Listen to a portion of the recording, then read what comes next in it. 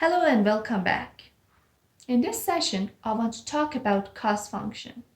But before that, if you haven't subscribed our channel yet, please subscribe and turn on the notification bell so that whenever I publish a video, you will be notified.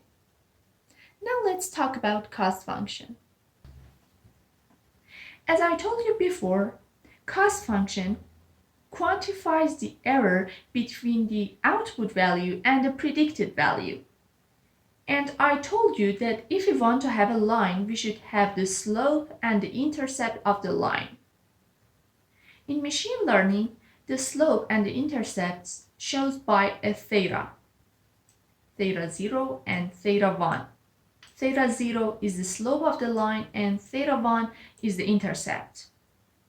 I want to talk more about cost function by giving you an example.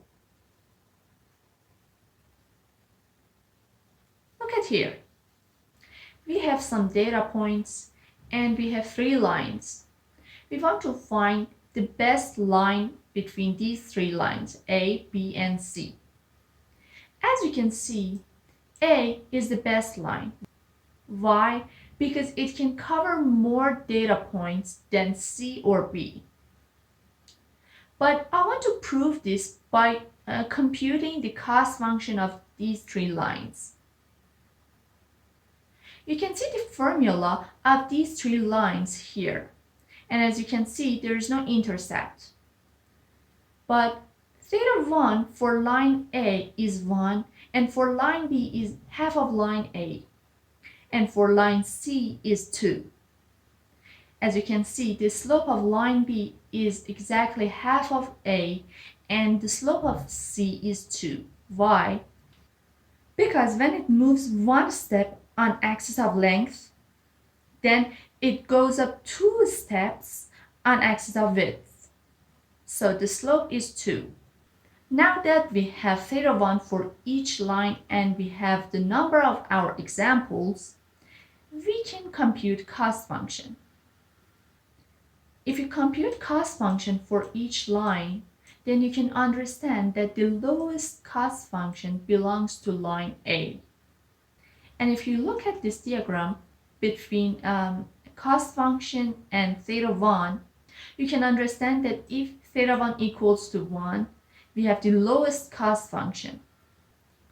This means we are trying to find suitable theta 1 and theta 0 to minimize cost function, to find the best line that can cover more data points. If your cost function equals to 0, that means there's no mistake in your model and all the predictions are correct. But this is impossible. Although there are some ways to help you to minimize cost function. Some things like gradient descent that I will talk about it next session. By the way, we are close to start coding.